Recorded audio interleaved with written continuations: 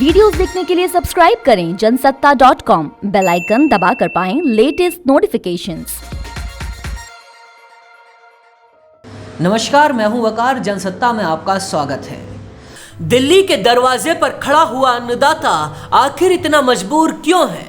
ऐसा कौन सा डर है कि किसान वापस लौटने को तैयार नहीं है? आखिर कौन सी चिंताएं हैं जो किसानों को सता रही हैं? किसान क्यों अड़े हुए हैं? ठंड में भी अपने आंदोलन और मांगों पर इतनी मजबूती से क्यों डटे हुए हैं? सबसे पहले किसानों की चिंताएं समझाते हैं। किसानों का कहना है केंद्र के कानून जब असर दिखाएंगे तो एएमपीसी एक्ट कमजोर होगा, जो मंडियों को ताकत देता है। ऐसा होते ही एमएसपी की गारंटी भी खत्म होने लगेगी और इसका सीधा नुकसान भविष्य में किसानों को उठाना पड़ेगा। यही कारण है कि किसान चाहते हैं एमएसपी को कानून का हिस्सा बना दिया जाए।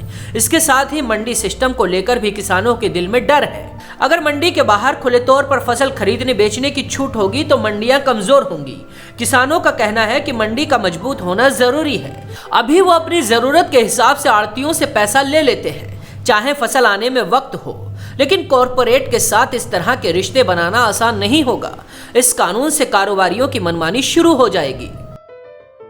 केंद्र सरकार किसानों को समझाने की हर कोशिश कर रही है। किसानों का कहना है एमएसपी और मंडी के मुद्दे पर उन्हें लिखित गारंटी चाहिए। गुरुवार को किसान नेताओं और सरकार के बीच एक और दौर की बात हुई। करीब 8 घंटे की बैठक के बाद केंद्रीय कृषि मंत्री नरेंद्र सिंह तोमर ने कहा कई मुद्दों पर सहमति बन गई है। सरकार किसानों की चिंताओं को दूर करने के लिए तैयार है।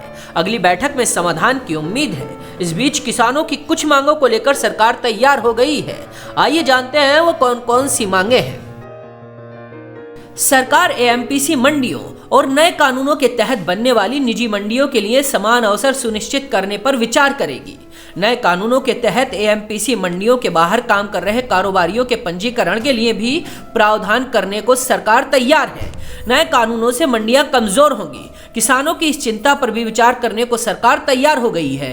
सरकार पराली और बिजली संबंधित कानून पर किसानों की चिंता पर भी गौर करने की बात कर रही है। सरकार एमएसपी पर खरीद प्रक्रिया जारी रखने, उसमें सुधार और उसके विस्तार को लेकर प्रतिबद्ध है। किसानों की सबसे बड़ी चिंता एमएसपी को लेकर है। सरकार भी लगातार किसानों को विश्वास दिला रही है कि एमएसपी खत्म नहीं होगी। प्रधानमंत्री नरेंद्र मोदी, गृह मंत्री अमित शाह, कृषि मंत्री नरेंद्र सिंह तोमर और उनके साथ कई मंत्री और नेता भी इस बात का विश्वास दिला चुके हैं। और भारत सरकार आपकी हर समस्या और आपकी हर मांग पर विचार विमर्श करने के लिए तैयार है। लेकिन किसानों का सीधा कहना है कि अगर एमएसपी खत्म नहीं करनी है तो सरकार इसे कानून में शामिल कर दे, लेकिन सरकार उस पर राजी नहीं है। चलिए अब आपको समझाते हैं एमएसपी क्या है। एमएसपी को किसानों के आर्थिक हितों की रक्षा के लिए देश में लागू किया गया था। सरकार मुख्य फसलों के लिए एक एमएसपी तय करती है। किसी भी फसल पर एमएसपी पूरे देश में एक ही होती है। इस समय देश में 23 फसलों पर एमएसपी लागू है। जब किसानों की फसलों को खरीदार नहीं मिलते तो सरकार एमएसपी पर किसानों से फसलें खरीद लेती है। एमएसपी की वजह से किसानों की चिंताएं कम रहती हैं और उन्हें नुकसान का डर नहीं रहता।